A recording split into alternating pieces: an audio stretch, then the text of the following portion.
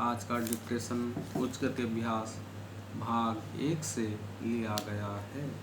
Dictation का time शुरू होता है। अब उपाध्यक्ष महोदय, मैं निवेदन कर रहा था कि जब हम कोई प्रश्न उठाएं तो यह देखें कि हम इसमें से कहाँ तक बढ़ा सकते हैं।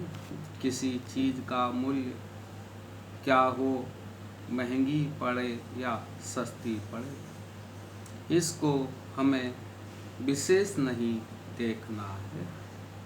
गांधी जी ने कितनी ही बार हम लोगों को यह बात समझाई कि मूल्य किसी चीज़ का रुपये पैसे में क्या है, यह कोई महत्व की बात नहीं है।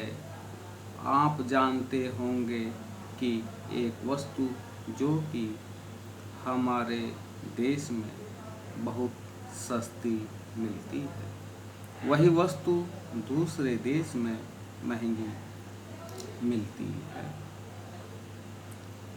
इतना निवेदन करने के बाद अब मैं श्रम विभाग की जो रिपोर्ट है उसकी एक मद की ओर तुरंत आ जाता हूँ। जैसा कि पहले मैंने कहा, मैं समझता हूँ कि हमारे इस श्रम विभाग का महत्व दिन प्रतिदिन बढ़ेगा।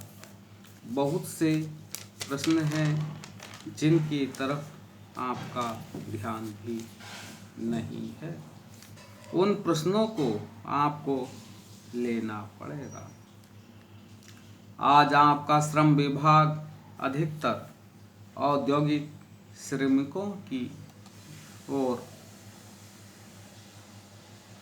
ध्यान दे रहा है। अभी हमारे माननीय सदस्य ने जो खेतीहर मजदूरों की दशा सुधारने की ओर भी आपका ध्यान दिलाया था और बतलाया था कि आज उनकी कैसी खराब हालत हो रही है। मैं उनसे पूरी तरह सहमत हूँ।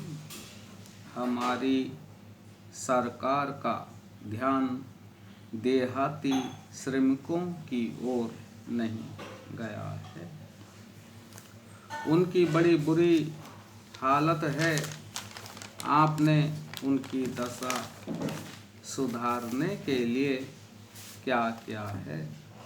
मैं पूछना चाहता हूँ कि जो लाखों और करोड़ों आदमी देहातों में बेकार बैठे हुए हैं,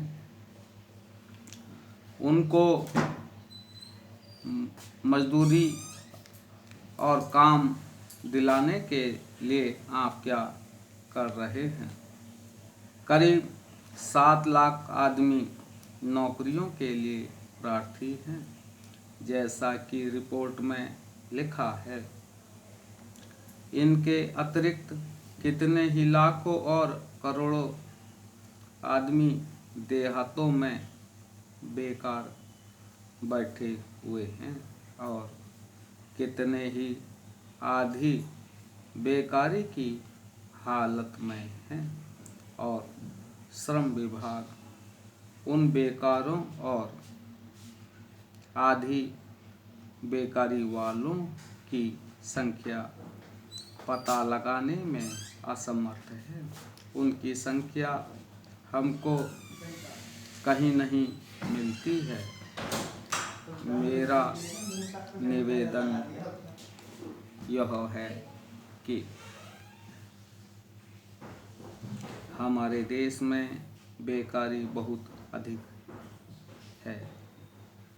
जितना अधिक हम बेकारी को दूर कर सकें, उतना ही अधिक हम अपने देश और समाज को सुखी बनाएंगे। इस कार्य में आपका और आपके विभाग का दायित्व बहुत अधिक है।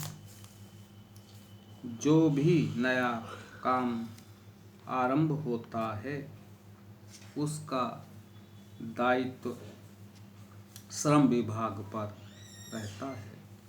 धन जनता की भलाई के लिए खर्च होना चाहिए।